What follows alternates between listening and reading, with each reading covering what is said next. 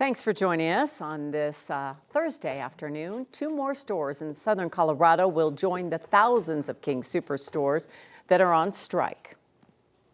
It was a 2-week strike that started in the Denver metro area this morning, and a pair of stores in Pueblo will start their strike tomorrow. The union that represents all of these workers says they're striking because of unfair labor practices, but that's a claim the company denies. Jaleesa Irizarry is with us now. And Jaleesa, what do the workers say they're looking for? You know, the union president says the biggest issue they're seeing is lack of staff. They're having to do more with less. Meanwhile, King Soopers says they're hiring every day. And it's this kind of back and forth that has led to this strike. Our union! Our power! Our union! Our power! For the next couple of weeks, a step along this King Soopers sidewalk will become a symbol of support for employees like Judy choosing to strike. Hey! Thank you! Thank you! Woo! And while the workers cheer, hi everyone, thank you for being out here today. Those that represent them choose words, blunt ones. This is all illegal, their behavior, and it needs to stop. Kim Cordova is the president of the union that represents thousands of King Soopers employees.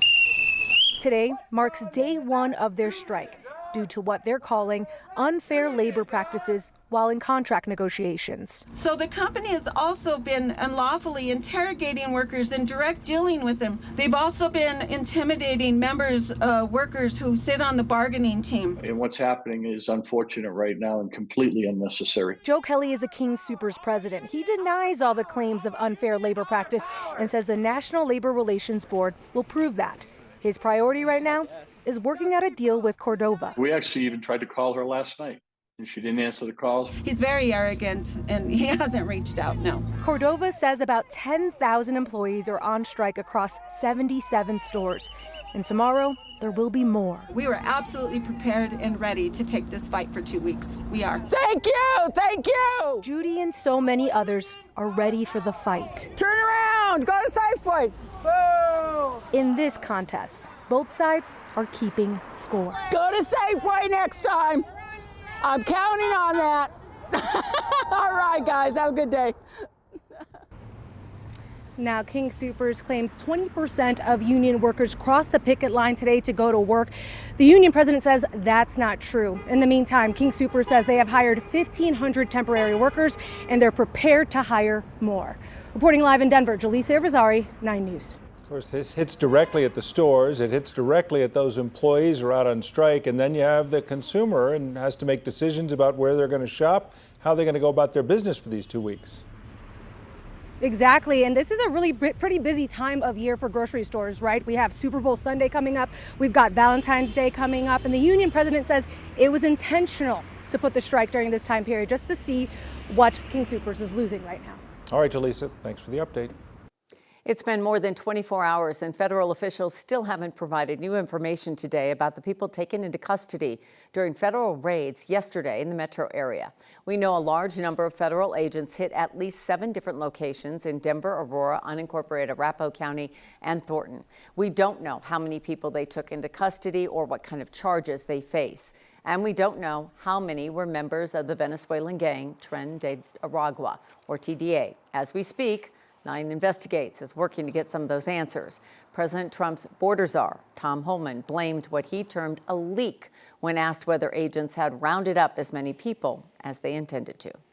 We know TDA is dangerous. Everybody can agree to that. But when they get a heads up we're coming, it's only a matter of time before our officers are ambushed. And their job's dangerous enough, so we're going to address this very seriously. Homan said today that more arrests are coming. He also made it clear that people in the country without proper authorization could be picked up even if they haven't committed crimes. A federal judge temporarily blocked the government from the proposed mass buyout of federal government workers. The judge in Boston making that decision during a short hearing today, blocking what is called the Fork in the Road program. This in order to allow concerned parties a little more time to examine their arguments. The injunction requires federal agencies to tell workers who received that buyout offer that it has been blocked until Monday, and that is when federal labor unions will try to get a restraining order to fully block the program. Today, a reminder, it is still February. A lot cooler around the metro area compared to yesterday. We will see 60s, though, return Well, to start the weekend, is tomorrow starting?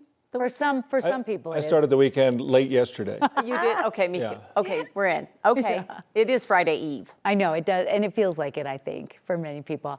A nice day, a calmer day, mild temperatures, upper 40s, low 50s, no weather or traffic or travel issues, but things are changing. We have a brand new winter weather advisory that's going up for the mountains for accumulating snow starting tomorrow. Here's a look at current temperatures right now. 47 in Denver, 58 in Trinidad, 45 in Greeley. Wind, something we're tracking, relatively light here at the surface, but not entirely calm.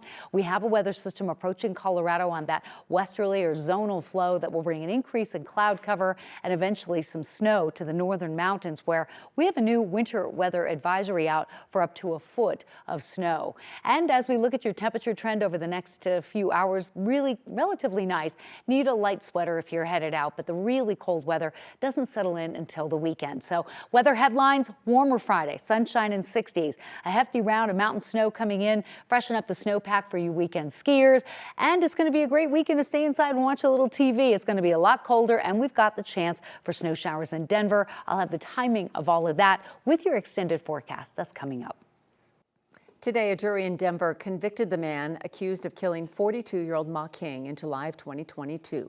Lou Ray was found guilty of first-degree murder and several other charges. He faces life in prison without the possibility of parole. Sentencing is scheduled for May. 2 others have pleaded guilty in connection to that shooting. They're awaiting sentencing because they were cooperating in the case. King was an activist in the East Colfax community, well known, and served as a board member of the East Colfax Neighborhood Association. Denver police says a driver shot at 5 different drivers, seemingly at random, between 1 and 2 yesterday morning on metro area interstates and roads. And take a look at some of the damage left behind by one of those attacks. Police say reports came from along I-225 in Aurora and I-25 in Denver. At this time, it's unknown what kind of gun was used, but we spoke to an Englewood man who was on 225 when he says someone shot at him yesterday. Came up to like side by side with me, and it kind of like spooked me a little bit, and next thing you know I heard like just a loud bang, and then I saw my window had like shattered in the back, and I ended up just I downshifted and everything, and I just took off, and because I didn't know what they were shooting me with. That man said there were 13 holes in his car. No bullets, though, were found. We spoke with another victim off camera who was attacked as well. Both victims say they weren't injured. Denver police say no arrests have been made at this time, but they think they may have found the suspect vehicle involved. The former interpreter for Los Angeles Dodgers superstar Shohei Ohtani is going to prison. 5 years for stealing nearly $17 million from him. Ipye Mizuhara pleaded guilty last year to bank fraud and subscribing to a false tax return. Prosecutors say Mizuhara was a gambling addict who was placing nearly 25 bets a day and had racked up more than $40 million in debt. Ahead of his sentencing, he wrote a letter to the court discussing his addiction and financial strain, apologizing and asking for leniency. The charges could have resulted in a 30-year prison sentence, but the federal judge went with the prosecutor's recommendation of 4 years and 9 months.